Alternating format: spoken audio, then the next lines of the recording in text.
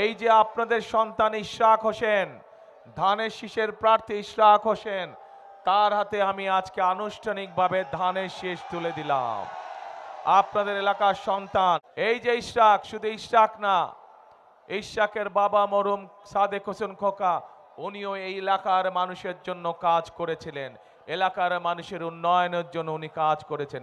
ইনশাল্লাহ ইশরাকও আপনাদের এলাকার সন্তান, ইশরাকও এই এলাকার মানুষের সমস্যার সমাধানে কাজ করবে, এলাকার মানুষের বিপদ আপদে থাকবে।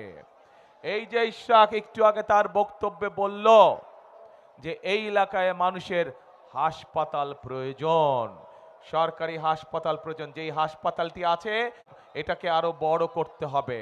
ইনশাআল্লাহ বাংলাদেশের মানুষের সমর্থনে বিএনপি আগামী দিনে সরকার গঠন করলে আমরা আপনাদের যেই সরকারি হাসপাতাল আছে এই হাসপাতালকে ইনশাআল্লাহ আমরা শয্যা সংখ্যা বৃদ্ধি করব, যাতে এই মানুষ এলাকার মানুষ সহজেই চিকিৎসা সুবিধা পেতে পারে।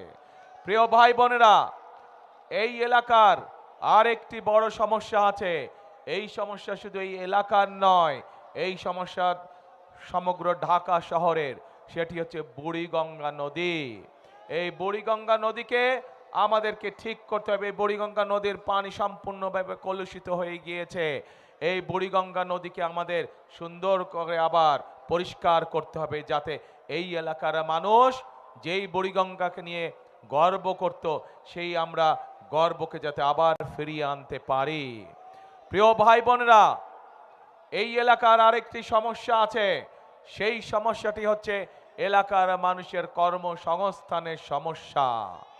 আমরা সিদ্ধান্ত গ্রহণ করেছি যে ইনশাল্লাহ বিএনপি সরকার গঠন করলে ঢাকা শহর সহ যেখানে যেখানে বাংলাদেশের যেই বিষয়ে বিশেষজ্ঞ আছে সেখানে সেই অঞ্চলের উপযুক্ত করে ইনশাল্লাহ আমরা শিল্প কর কারখানা গড়ে তুলব, যাতে করে সেই এলাকার মানুষেরা, সেই এলাকার যুবকরা, সেই এলাকার তরুণরা, সেই এলাকার মেয়েরা সেখানে কর্মসংস্থানের ব্যবস্থা করতে পারে।